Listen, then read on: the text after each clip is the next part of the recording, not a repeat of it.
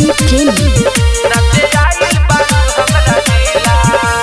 Music by Mantu Manish. सुनो ये मोर फूल झड़ी नाच तू हमारा जोड़ी देह बुताई मोर कोहरी लेहब कोराबा में धरी।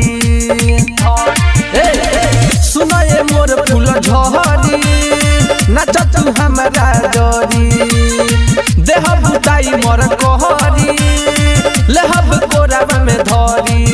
अरे चलो होने गोरी रावटी के ओरी कदम जवानी ताह ढीला तारा ढोनी में ठोका जाई गीला नचे आई बारू हमरा जिला तारा ढोनी में ठोका जाई गीला नचे आई बारू हमरा जिला बुझलू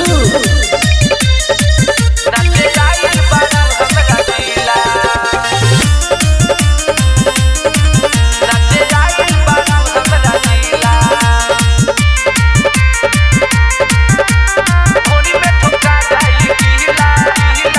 आजू के रोटिया ना चली बहाना ताहा लुटा जाई गोरी खजाना। आजू के रोटिया ना चली बहाना ताहा लुटा जाई गोरी खजाना हो गोरी खजाना है गोरी खजाना। सुनो अरे लहंगा उठाओ सबके देखाओ लागोता हो तुही सीला तारा ढोनी में ठोका जाई गीला नचे आई बारू हमरा जिला तारा ढोनी में ठोका जाई गीला नचे आई बारू हमरा जिला ढोनी में ठोका जाई ढोनी में ठोका जाई गीला परफेक्ट रिकॉर्डिंग स्टूडियो मोतिहारी। नचे आई बारू हमरा जिला म्यूजिक बाय मंटू मनीष। नचे आई बारू हमरा जिला हमारा बतिया तू लोना मान हो बुढ़वा जमान काके हौ न मान हो।